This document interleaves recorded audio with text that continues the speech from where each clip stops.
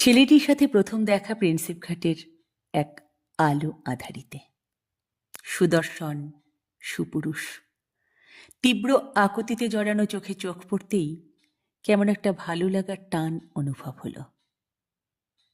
কাছাকাছি এক মোবাইলের রিংটোনে বেজে উঠল প্রেমের জোয়ারে, ভাসাবে দোহারে। সন্ধ্যার মোহনীয় আলোর মায়ায় নদীও প্রেমে পড়ে, আর আমি তো মানবী মাত্র।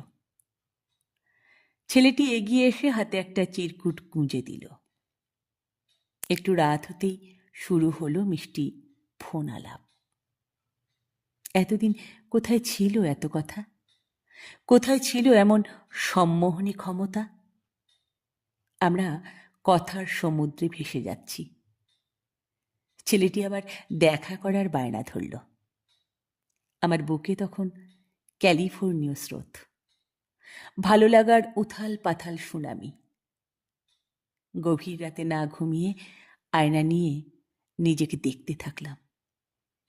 বহুদিন ভালো করে সাজগোজ করা হয়নি। চোখের নিচে হালকা ডার্ক সার্কেল, মুখের চামড়া কোঁচকানো। সারা রাত ধরে লাবণ্য খুঁজে পেলাম না এক বিন্দু। ছি ছি, লজ্জায় মরে যেতে ইচ্ছে করছে। এমন লাবণ্যহীন মুখে দেখা করতে যাওয়া কি মানায়? পরদিন এই ভাবনা আঘাতে আঘাতে ক্ষত বিক্ষত করল। সন্ধে হতেই ভাবনা আর ভালো লাগার টানাপোড়েনে পৌঁছে গেলাম সেই ঘাটের কাছে। সেখানে তখন জোড়ায় জোড়ায় কপোত কপতি, সবাই গভীরভাবে নিমগ্ন প্রেমের স্বর্গে।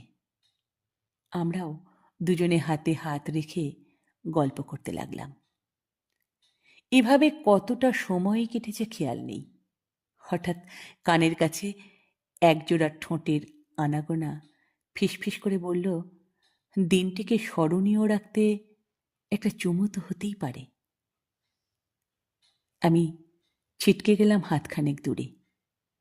সম্পর্ক শুরুতেই শরীর? না না, এ হতে পারে না। সামনে এক গঙ্গা ভর্তি জল, তীরে দাঁড়ানো, বুকে আর্কিমিডিস। আমি চিৎকার করে বললাম, ইউরেকা ইউরেকা।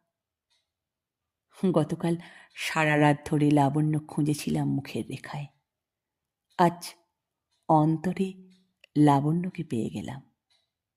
একটুও দ্বিধা না করে উল্টো দিকের রাস্তা ধরলাম। ছেলেটি তখনও একই জায়গায় দাঁড়িয়ে। একটা সহজলভ্য চাহিদার মাঝখানে জলজল করে উঠল ব্যক্তিত্ব। আমরা বিভক্ত হলাম। আমরা বিভক্ত হলাম সীমারেখা টেনে। আমরা বিভক্ত হলাম সীমারেখা টেনে।